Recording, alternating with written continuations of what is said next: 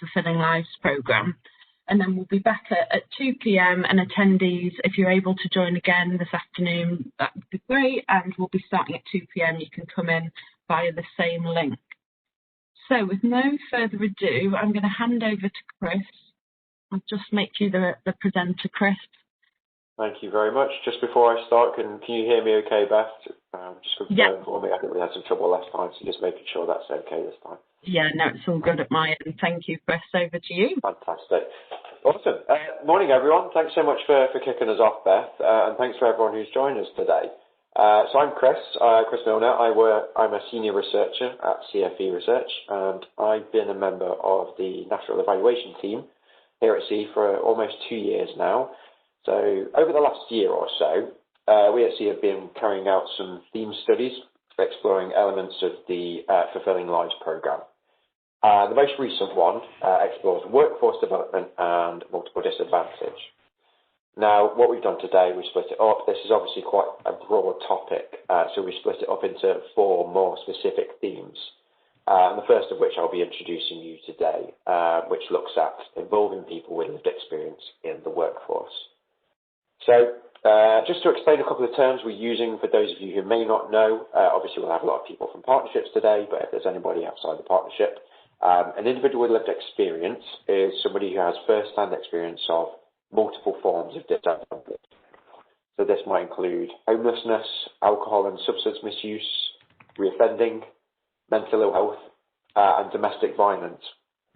And when I say workforce in terms of this title, I mean sectors which support those experiencing multiple disadvantage, but also any work outside of these areas. So when I say workforce, it really means any workplace.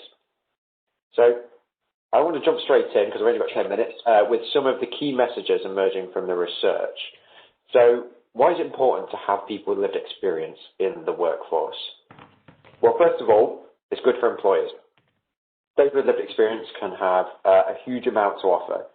Organisations in the support sector can really benefit from having a team member with lived experience. They have a wealth of knowledge and experience which is incredibly useful, especially in roles where they are supporting other people facing multiple disadvantage.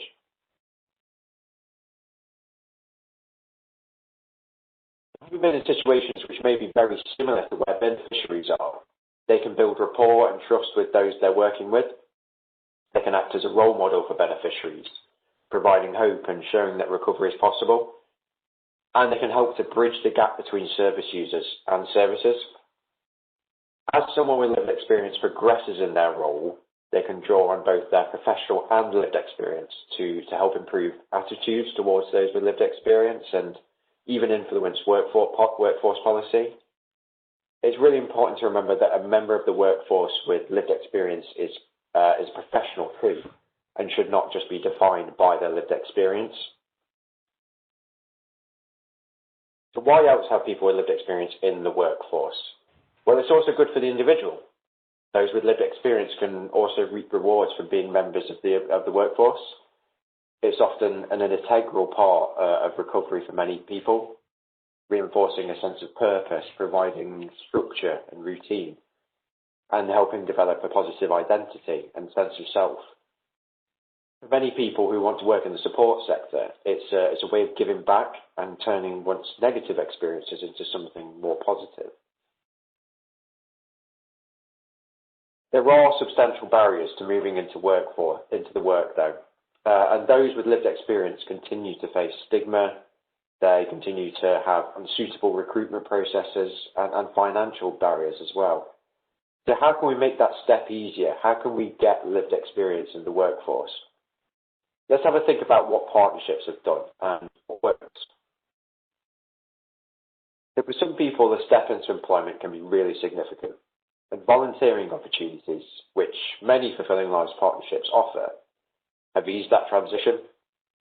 Of course, any experience is useful for the individual on a practical level, especially when it comes to applying for jobs.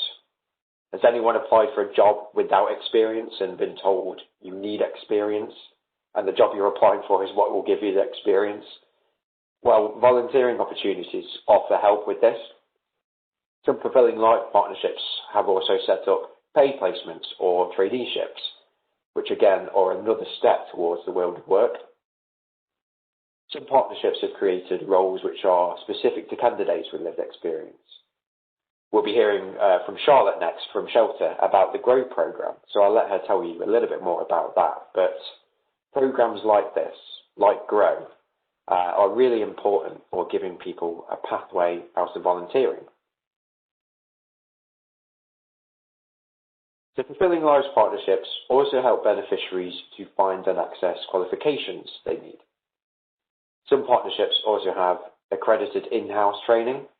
So this could be in peer research or peer mentoring, which help people to use their lived experience. It's important to recognise that this is a really individualised process.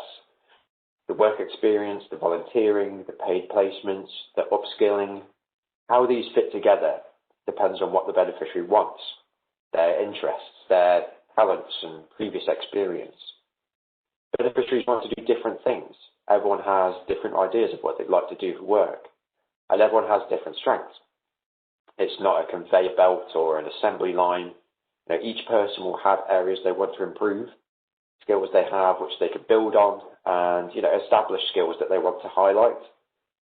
Fulfilling Lives partnerships recognise beneficiaries as individuals, and choice and co-production are key elements of the success stories you'll hear. So let's just think about recruitment processes for a minute. And I don't know if you can remember back to your last job interview, but how stressful can these experiences be? You might have group interviews, an interview panel. All of these can be pretty nerve-wracking. Fulfilling Lives partnerships prepare beneficiaries for interviews, but they've also been known to use much more informal interview processes when recruiting for roles within the partnership as well. So already we're seeing that there are plenty of barriers for those with lived experience entering the workforce. But what about progressing within the world of work once you're in it? People affected by multiple disadvantage come from a variety of backgrounds, but they tend to enter the workforce with fewer formal qualifications. And we know that this can create a glass ceiling effect, where if someone wants to progress without a high level of education, they might struggle. Lived experience isn't always valued as much as academic qualifications or professional experience at this level. That doesn't mean you can't get to managerial positions or high levels of seniority, but it's likely to be harder to get there. Fulfilling Lives partnerships employ people with lived experience within their own workforce, and what they've done to help progression for those workers is to provide their workers with training opportunities on the job and chances to keep learning outside their role. So support, guidance and encouragement from colleagues and supervisors is also crucial to progression. So one partnership, for example, has put a time limit on their peer mentoring roles, and they provide support towards the end of that time so that they can help peer mentors think about their progression. So I spoke earlier about choice, and it's important to recognise that those with lived experience will not all want to work in a sector that they once received support from. Partnerships have sought to encourage a shift in attitude towards multiple disadvantage in sectors who are less aware of it by sharing learning and good practice. But engaging those outside the support sector is quite difficult, and work to improve attitudes amongst employers is likely to be quite an ongoing process. Employers will need to, moving forwards, adjust their working practices and policies to help people with lived experience transition into paid work. So this might include flexible working hours, enhanced inductions, pay flexibility and reflective practice opportunities.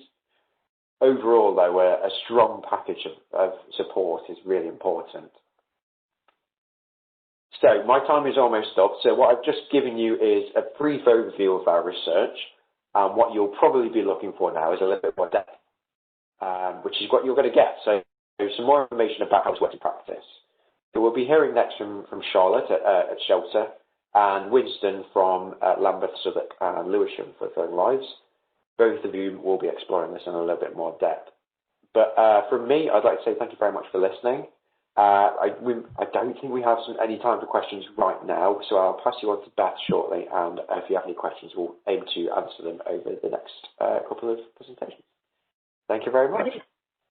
Awesome. Thank you, Chris. That was a great overview to set the context for this morning's session. So, yeah, as Chris mentioned, there's no time for questions after this presentation, but once we've heard from Charlotte and Winston, there will be questions and a bit of time at the end as well. So anything more generic for Chris can be discussed then, and likewise use the chat box as well. So, Charlotte, I am going to hand over to you, make you the presenter now. Brilliant. Thanks, Charlotte. Over to you when you're ready. Do we have the slides? Yeah, if you hover over the screen and press the downwards arrow, your slide should appear. Sorry, I've had to do the presenting powers and I can't do it from my side now. Oh, okay. Sorry. What do I need to do again? Sorry. If you wiggle your cursor from your screen over the slides, and at the left-hand side toggle bar. Yeah. You got it. Oh, I see. Thank you. No, over to you, Charlotte. Thank you. Thanks very much. Good morning, everyone. My name is Charlotte Clatham. I am the Grow Development Officer for Inspiring Change Manchester. And I'm going to give quite a short session this morning on supporting people with lived experience to transition into the workforce. And I'm going to do that by focusing on our Grow Traineeships program that we have at ICM. So just for some context before I start, GROW is an acronym which stands for Getting Real Opportunities of Work. And it is a paid employment opportunity for people with lived experience of multiple disadvantage.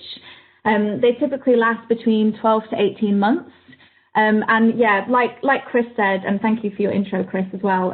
You know, really, it's about providing a pathway into employment to people who have a wealth of knowledge and skills and experience to be able to work in kind of supporting others by drawing on their lived experience. And it's just about providing people really with that break and providing individualized professional and personal training opportunities for them. And the real focus of the Grow Traineeships is about removing those barriers to employment, which are either kind of real or perceived or financial. And we've kind of built a model over the last 7 years that we feel can help us do that. But we learn every single year. There's kind of new learning. As you can see, we've had 48 traineeships in 7 years. This is despite kind of originally only intending to have, I think it was one for every year of ICM for 8 years. But really, I think just because of it became quite immediately apparent that this was a program that had so much value for the organisation, for the reasons that Chris has just listed, really, but also just so much value for those individuals. And, you know, we could see early on that there was a really positive success rate in terms of people being able to use the traineeship as a springboard into a meaningful career of their choice as well. So just to highlight a couple of key elements of our model that we've adapted over the years to help people remove some of those barriers to employment. I won't be able to talk about all of these, unfortunately, but just to highlight, for example, personal budget. So each of our trainees receives a personal budget of £1,500. And that's really there to kind of recognise that some of those barriers need financial resource to aid people in their journey. So that might be enabling them to return to education or training. It might be improving access to mental health support and well-being, or it might simply be helping people get a driving license so that they can physically access the world of employment and the workforce. So that's just a quick example. And really, I'm going to use my time in this session to focus specifically. I'm going to zoom in on the recruitment process because as much as I'd like to talk about it all, I don't have that much time. So for me, I think really if we're thinking about supporting people to transition into the workforce, I think it's really important to put that focus and consideration into getting the recruitment right. And I think that's not only so that you can make sure you're getting the best people and you're finding the right people for this position, but also that by the time they've started in employment, they feel supported and valued. I think we can probably all recognise that the actual recruitment is probably one of the biggest barriers to getting back into the workforce. So I'm going to spend some time focusing on that. And I just kind of put this slide here just to, I suppose, demonstrate that kind of linear process of recruitment, and just to say really that one of our biggest bits of learning, I think, over 7 years has been that process of making the workforce accessible doesn't just start once they're in post or at interview stage, but it starts at the very creation of the role itself. And we've made a lot of adaptations to our recruitment process. We're still learning, we're still changing things, but I just wanted to highlight, I suppose, a couple of areas we've put a lot more resource into and thought, which is pre-application support and pre-employment support. And the reason I'm going to focus on this as well today is just because we have this year, despite COVID, we've had, I hope my peers would agree, our most successful recruitment cycle, where I think we've really been able to put some of our learning into practice. And we had, the highest standard of applications, and it really highlighted to us that we were managing to get the right people and help support them through that process. So in terms of kind of creation of the role, I think our main learning around this, when we say making the workforce accessible, is we've had 48 traineeships, we've had placements within ICM, but we've had them externally. We've even had a Grow traineeship in the Mayor's office with Andy Burnham. So we've learned a lot about what kind of placements work when it comes to lived experience employment opportunities. And I think the main takeaway for us is that you need structured placements. I think in the charity sector, particularly because we're often bidding for new pots of money and new projects, there can be a lot of roles that come about that need people that can help shape and define them. And what we've learned is that, we need trainees to be able to shadow, a kind of placement supervisor, if you like, to be able to see how the job is done and step into something that can give them routine and consistency and they can learn from. So really importantly, they need structure. But saying that, there also needs to be a really strong element of flexibility. So an example I'd give around that might be, for our Grow trainees that get based within our engagement team at ICM, we might have an idea of the kind of caseload that we might want them to take on by the end, but whatever caseload Grow trainees have with us is only ever reflective of what their capacity is and just where they're at in that journey. So that's kind of what I mean by that. And, as I say, I think a lot of attention and thought needs to go into what the management and support structure is. So I'm in post primarily so that there is someone there to really oversee their development and they're kind of being able to help that person find their kind of path. In terms of the job advert for this year, to be honest, we just tore it up and started from scratch, and we put a lot of time and energy, and we worked very collaboratively, with our peers in ICM to make sure that we were using clear language that made sense, that wasn't full of jargon, and wasn't written in that kind of classically professional way of writing a job advert. And we took a multi-agency approach to being able to get the word out as well. We wanted to cast our net as widely as possible.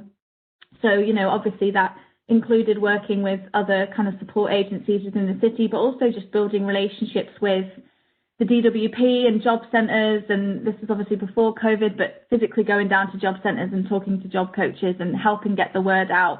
And in the end, that definitely kind of shone through in the standard of applications we had, but that it was such a diverse pool of people as well. So I think really just making sure that people read that job advert and feel as though it's talking to them. And that was a really positive bit of feedback for us that we had from candidates, that when they read that job advert for the Grow traineeship, they felt like it was describing their life, which is definitely what we want. Pre-application support is a really big adaptation that we've made in terms of recruiting. So in this recent cycle, the advert was out for 5 weeks, I think. We had 5 support sessions and we put a lot of thought into where we held those. So it wasn't just about holding them in our office and having people come to us, but we we held them in the city centre, in community locations. We held them outside of the city centre. We made sure we held them in spaces where there was also access to IT if people were facing any technical barriers. Again, we made sure we used a multi-agency approach. We worked with candidates, but also with support workers they might have, just to make sure people had every advantage to submit the best possible application, and so that they could understand what the job was. And it gave it a really human element as well that I think is really important. And in terms, from the perspective of an employer, it helped us build relationships with candidates from the very start.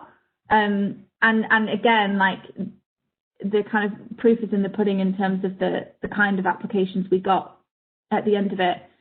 And interviews, Chris touched a little bit on interview processes and how they need to be adapted for lived experience. I would maybe argue they need to be adapted in general, because for everybody, I think that there's a quite an entrenched culture around interviewing that, we need to create this intense, pressured environment and test how people perform under these quite unnatural circumstances. And for us, for this opportunity, we just needed to shift our lens so that we were only designing an interview process that was about reducing people's anxiety and allowing people to deliver their best. And so it was very much based on questions and activities that would allow people to demonstrate what their strengths were, to share their values. And, we just wanted to break down those barriers.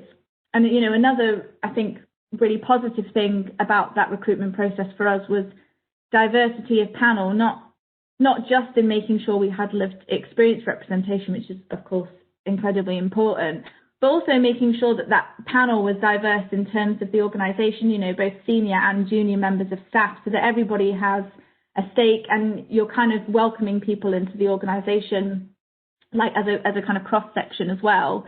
And, out of this recent round of recruitment, so we interviewed 10 candidates and we offered 4 people a position, but, even now, 4 of those candidates are either receiving support from ICM or are volunteering with us directly. So we wanted to make sure that either way, whatever the outcome, it was a process people enjoyed.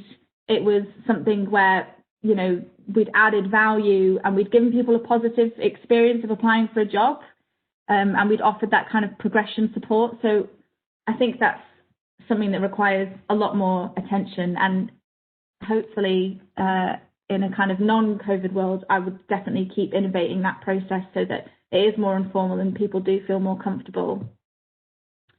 And really quickly, I suppose, just pre-employment support. I put this here because particularly this year, this was a real learning curve for us, really, just in terms of the time frame and the kind of navigation we had to do to help support people.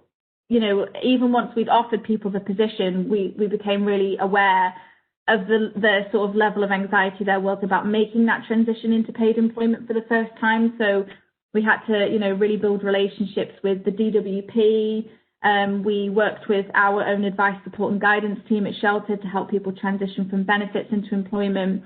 And I think really it just highlighted to us that, you can't underestimate a barrier to employment bigger than legally getting on payroll if you don't have forms of identification. So I just wanted to put that in really as an area we want to really keep influencing our own HR and others around to make sure that we're all anticipating those kind of challenges as well.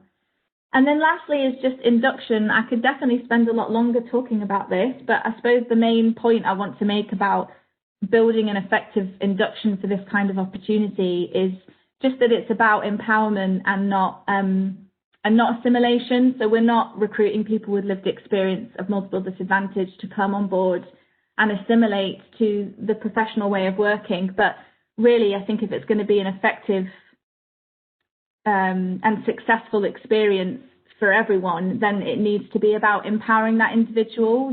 We are recruiting people who, they're not devoid of skills. They are bringing so many skills and new perspectives and experiences with them that we need to build an induction and an employment opportunity that's going to help them kind of discover what those strengths are and so build confidence and self-esteem. So I think really, as much as we have a responsibility to give people a realistic opportunity of work. It needs to be person-centered. It needs to be, rooted in a strengths-based approach. And we need to be creating, psychologically informed environments so that we can help reduce some of that anxiety. And I think for a lot of our growth trainees as well, there can be that kind of sense of imposter syndrome when coming on board, because we're not requiring people to have previous work experience. And, one of our recent growth trainees describes himself as feeling like an alien that's landed on a different planet. And that can bring a lot of anxiety. I think just making sure that people feel valued and supported throughout that whole process, for us this year, I think has really shone through in the kind of cohort we've got and the experience they've had. So I'm just going to end in the nick of time, I think, just on this summary point, really, which is just that good lived experience employment follows the same principles as good practice in support services. I think if you're adopting all of those same principles in how you recruit people and then support them in post, then I think it's going to be a really effective program, really, and going to add a lot of value to the organisation. And yeah, I think I just wanted to focus on recruitment because I think that's definitely an area that we want to influence and kind of share learning around in our final year. But just as something that I think that's going to get people the right people, and they're going to start the job feeling supported and valued. So that's it from me. Do we have time for questions now, Beth, or is it after? Yes, we've got time for questions now. So thank you ever so much. Great presentation and really powerful kind of some of those messages coming through about the importance of that pre-kind of interview and support stage. So thank you. And Susan has just said, what an inspirational presentation. So thank you, Charlotte. We have one question from Risha. So thanks, Risha. Risha asks, can someone join the GROW program effectively? What do you mean by that? Sorry. Risha, are you able to unmute yourself, or don't want to jump in here if she wants to chat to you? Yes, I think I've unmuted myself. Yes, welcome, Risha. So basically, we've got someone who's supported volunteering with ourselves with a view to get employment, which is something we're really passionate about and want to do. We're a really small organisation, and I was hoping that I could pick your brains about Grow Trainee and whether or not he could join the programme with a view to getting a job with ourselves. Oh, I see what you mean. Yeah, definitely. I've put my email address there, so really happy to discuss this afterwards. But I think, yeah, a lot of our Grow Trainees have come to us having had that experience of volunteering. I think that can be obviously really valuable in terms of help, that kind of first step in building up to paid employment. So, we definitely have a lot of Grow Trainees that are on that kind of trajectory, but, equally we have people that come on board that have never volunteered and have no professional experience as well. So it varies, but really happy to talk about it afterwards, Risha. Yeah, thanks. Oh, fabulous. Thank you. Thank you, Risha.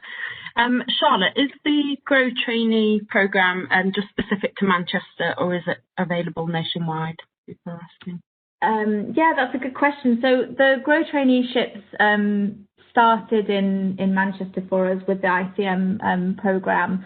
But Shelter, so the lead partner for Inspiring Change Manchester, has adopted it nationally and has been rolling it out.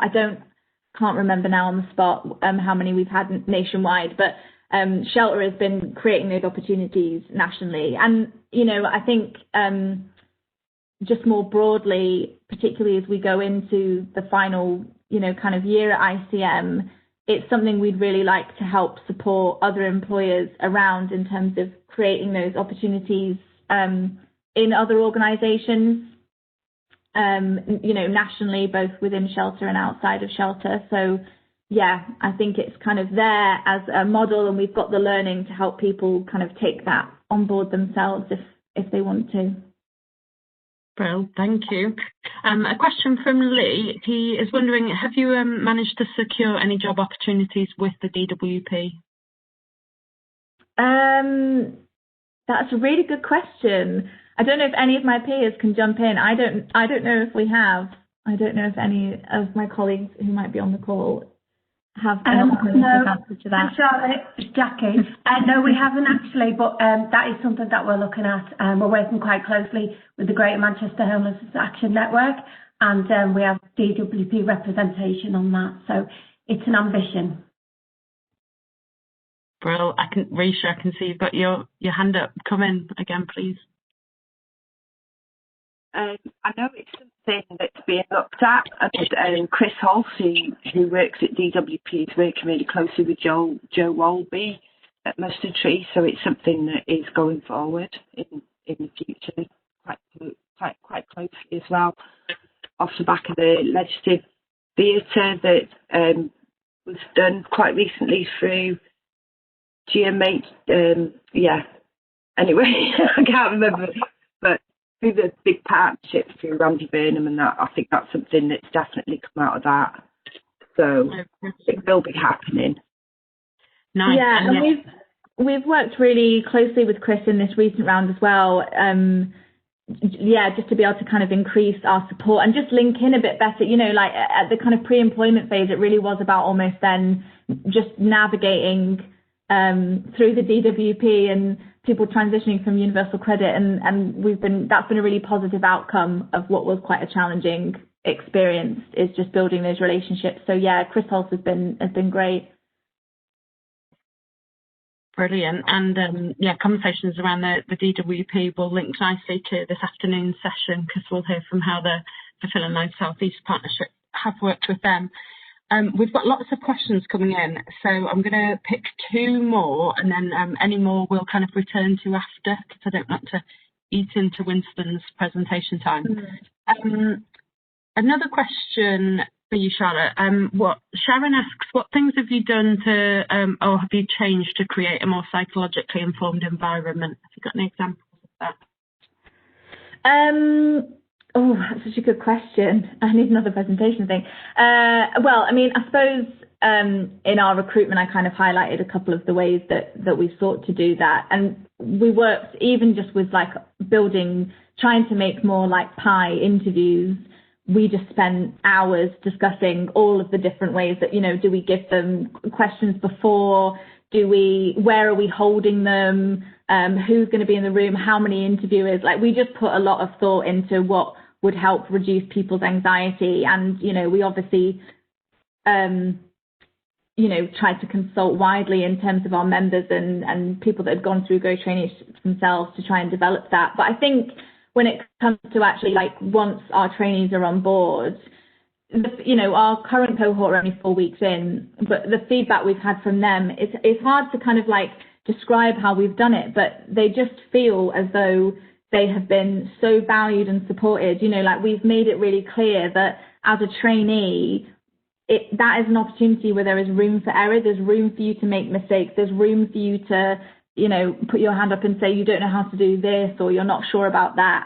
And that's been really effective even just 4 weeks in terms of people feeling like it's a safe environment to kind of be themselves and be honest about what some of those barriers are and where some of the gaps in their knowledge is. So I think really it's just about creating that kind of supportive environment. And like I say, I think if you do that throughout your recruitment and their time on placement, that's what's going to make sure that they kind of have a good experience. Brilliant, thank you. Just to know, Ellie, Rosanna and Joanne, I have noted your questions. I'm going to move on to Winston, but I'm going to come back to Charlotte if it's all right with Charlotte, just in the break we'll ask them. So if you can stay on the video during that call, and I'll make sure we get to those questions. So with no further ado, to follow on from a wonderful presentation from Charlotte, I'm going to hand over to Winston next. So Winston, I'm just going to make you the presenter now, and if you'd like to unmute yourself. Yeah, perfect, I can see you. I think you're unmuted now, so over to you, Winston. Good morning, everyone. I'm just going to be giving a brief presentation about supporting people with lived experience in the workplace. I'm just going to begin by telling you how I got to my position as community partner. I volunteered for Fulfilling Lives in 2017 when it was called You First. And I was mentored by a link worker, and the work that we did was reviewed, and the work was of such good quality that the head of program created this new position called Community Partner ×3, while also maintaining the link role position also too. And the person who trained me is now the manager and peer program lead. So from the beginning, we can see that we had workforce development in mind in Fulfilling Lives Lewisham, Southwark and Lambeth. My experience, returning back to work, it takes courage. The fact that you have someone in your team with lived experience is a testament to that person's courage, because it really takes courage to get back into work, courage to listen to the positive opinions about your skills, and also to courage to tell the voice in your head to shut up sometimes. So it takes lots of courage. Also to courage in terms of waiting for a DBS check without giving up. So that's very important. Returning back to work also too, it calls for stamina and energy.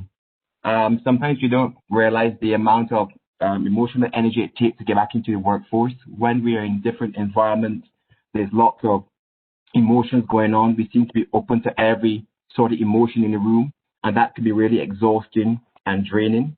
Also too, because of our trauma, we can constantly be evaluating team dynamics, evaluating people who is for us or against us, whether real or imagined. So it takes stamina and energy. And it takes perseverance, not to run away from the first challenge. Obviously, with new dynamics, you're going to have personality clashes, you're going to have disagreements, and it calls for perseverance to continue in the job that you've been given. One of the most important things I discovered, it takes discipline. It takes a lot of self-management and also to responding to authority. Many people with lived experience live independently, so it takes a while to readjust to the structure of employment, and there should be some flexibility around that. But also in terms of self-management, you will find that people with lived experience will try to overcompensate for their lack or what they perceive as their lack by working harder, working longer. So that needs to be managed also to have a healthy work-life balance for those with lived experience.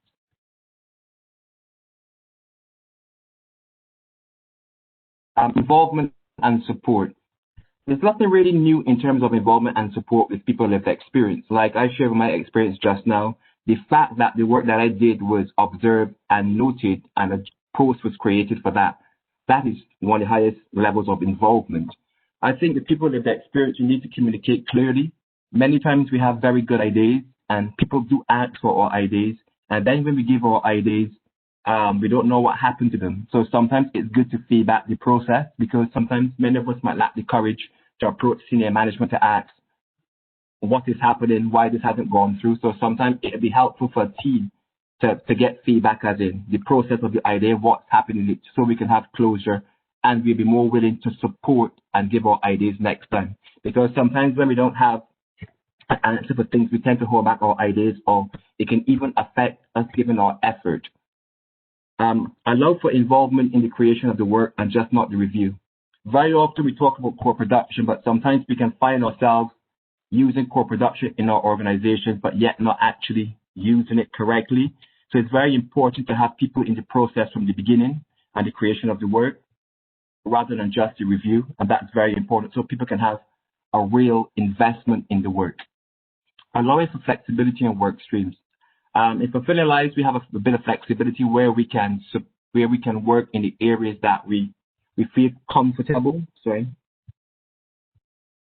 Where we can work in the areas we feel comfortable. By that I mean we have a work stream of trauma informed. We have a work stream of CTI. So those who are more passionate about those areas, they can opt to work in those streams, which I think is very good, because then you can produce a better work product.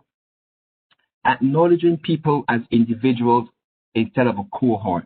Like it was mentioned earlier, not everyone wants to work with the lived experience they have recovered from. So sometimes it's good to actually seek consent from people, what they would like to do, where they would like to work, because not everyone who recovered from drug addiction wants to work with drug services. So seeing each and every one of us as individuals. Also to remembering that as individuals, we all have different talents and different interests. So our lived experience is only one part of our skill set or experience. So sometimes it's good for management to take a bit more time to communicate with people with lived experience to see what they're interested in, what other skills they have, because not all the skills we have, we tend to put on job application. So it's very important and beneficial for us, for management and people who work with individuals with lived experience, to see them as individuals. Also, very important, is allow for individuals to get the full reward of their work. Very often you can start on a project, you can put lots of energy, lots of sweat, lots of tears into it, and then you don't present it, which is quite disheartening sometimes.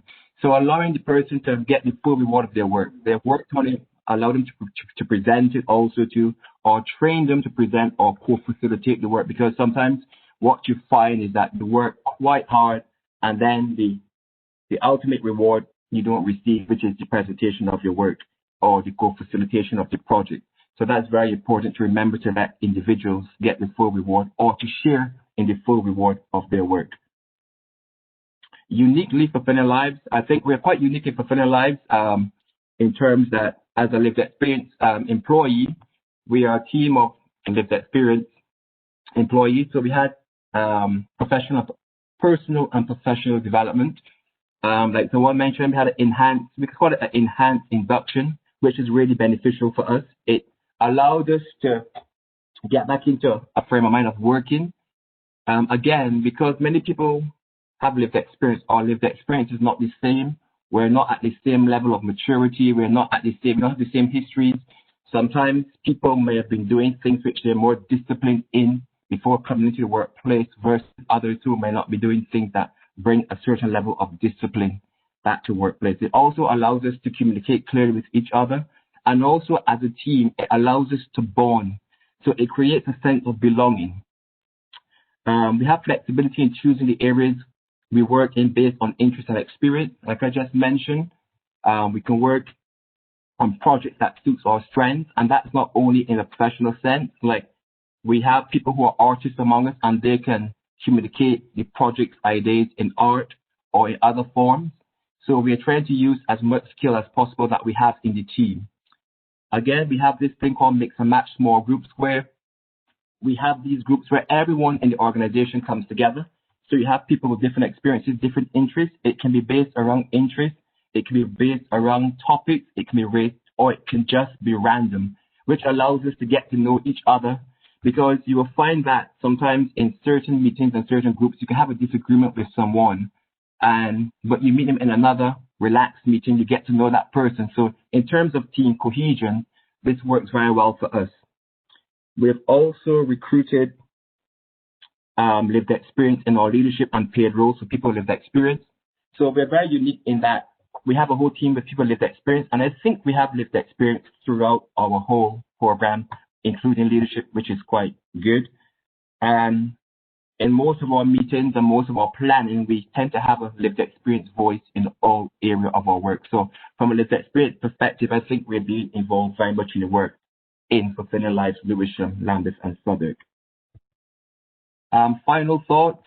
Don't underestimate the transition a person is experiencing when entering the workforce. Like I said, it's draining, it takes time, it takes courage, and sometimes these are things that we don't see that people are experiencing. So it's very important that we have a bit of flexibility. Maybe not all jobs need to be full-time jobs. Maybe we can give a job which you can have a staggered entry back into employment. Changing and adapting also applies to the organization and the program. Very often when we come into an organization, we want to change the individual to adjust to the organization. But sometimes when the learning is presented, the organization needs to change, their policies need to change, their attitudes need to change also too. So it's a change that occurs on both sides, not only the individual, but cultural change within the organization needs to be happening to make lived experience employment more productive. The prerequisites for the next level should be part of personal development. By that, what I mean is that we have a hierarchical system sometimes in workplaces. So I believe that the junior person should always be trained in the skill set that the person above them has, so that the transition into the next level is easier. Because sometimes we are we can miss out job opportunities because of certain formal training. But if we begin to give those prerequisites for the next level, it guarantees that people with lived experience have an opportunity to at least apply and be interviewed for another position, which means that we're constantly moving through the workforce. And that is very important. Don't be hesitant to develop and invest in the person's strengths. Like I said, sometimes you need to balance things. We're not all the same. There are people who have strengths, and like it was demonstrated with the program head who created these roles, you have people who are, people with lived experience who are absolutely clever. So investing in them academically to be beneficial to you. So don't be afraid to see them as individuals and invest in them. Take a chance on people, strengthen their skill sets, encourage them in the area that you think they have a talent in. And this could be balanced by passion.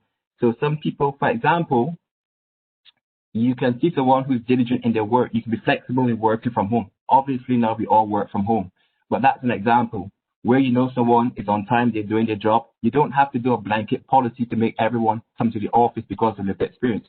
That person should be able to have some flexibility in working from home if they demonstrate the ability to do that. So not to always see it as one collective. Consider flexibility in policies, sickness and mental health.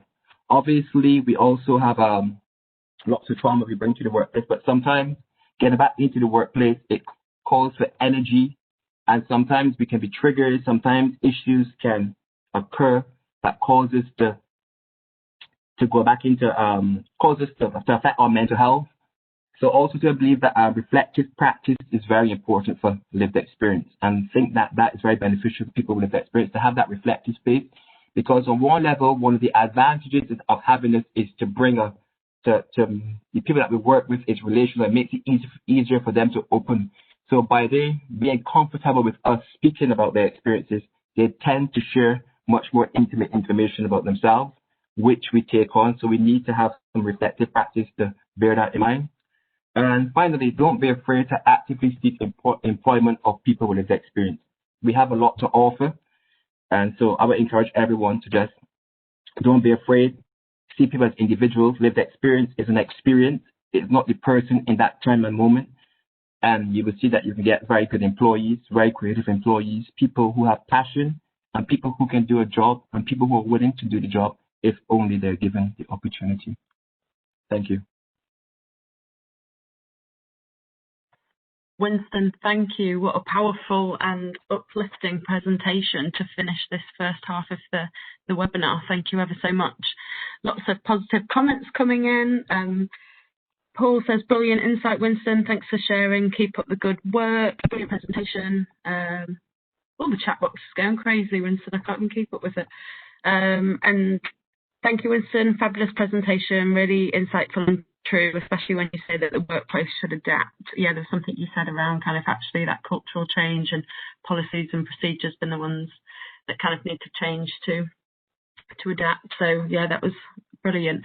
I'm going to open up the floor for questions. So if anyone would like to unmute themselves, please do, or just pop it in the chat box and I will ask Winston on your behalf.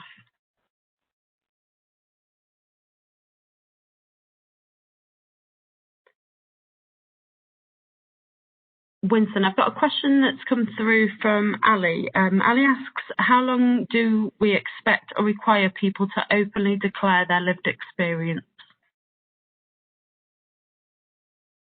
I think that's one of the issues we're dealing with. So I think for me, I think on the application, you have, if it's a job or lived experience, you talk about it, but eventually we need to see ourselves not as a disadvantage or not as lived experience people. So I think it should stop within, it's very hard to say, and that's a problem I deal with actually. When should we stop declaring it? It's down to your personal choice when you stop declaring it. But we should not be labeled by it from management. We should be seen as individuals all the time. That's just like having a mass certificate. It's not us in totality.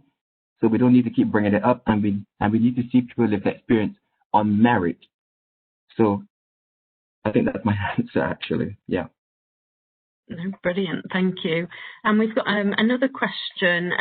It would be great to hear about any specific changes in policies and procedures that your organisation has put in place. Have we got any examples of that, Winston? Yeah, we had a professional development. We had a couple of weeks because we have fresh lived experience team, and we all had a bit of rough edges, which was really interesting. So there we had 1 day of professional development where we came together and we talked about things, and we went through lots of process, lots of activities about communication, about being present. So we had 8 hours for us to basically explore in a room, a controlled environment, before we went back into the actual workplace. That was really beneficial. So that was something that we actually learned from, is that, like I think Chris was saying, sometimes you need an enhanced induction, and to realize that we need some time also to bring everyone with lived experience to some sort of level together, however that level is defined, because we are totally different in emotion and skill, but we need to have a baseline, however people decide to make that baseline. Definitely, thank you. And some more comments. Winston, that was brilliant. Thanks for highlighting progression and reward. The things you mentioned are good for everyone, not just people with lived experience. Workplaces need to change more. Just one more thing about sicknesses also too. Sometimes sickness policies can trigger too early for people with lived experience. So we need to just maybe have some flexibility around that where possible, and if possible, to have an extension for the triggers. Brilliant, thank you. And yeah, lots of other comments coming in, Winston, so please do take a look at them, because everyone has loved your presentation, so thank you. And yes, we'll make the slides available after the session, so I can share those with all attendees. So that's the end of this morning's, or this first hour.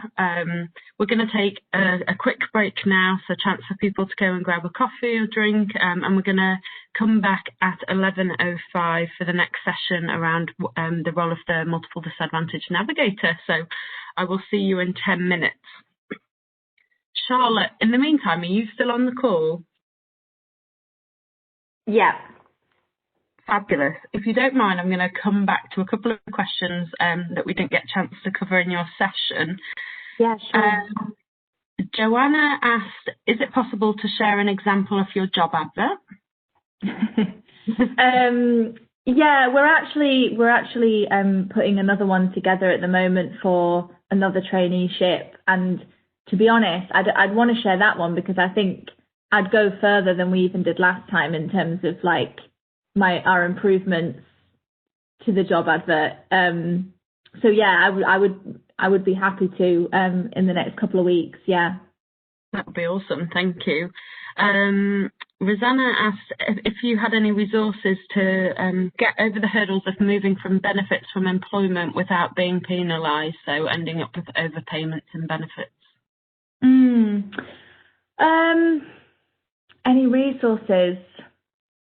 I suppose like I'd be happy to kind of share like what some of those solutions we kind of had to those challenges would be. I mean, it's food for thought for us in terms of like putting together some of those, like some of that advice, you know, into something we can share with people. So I'll definitely think about that. But yeah, I think we just kind of drew really heavily on our own internal advice, support and guidance team.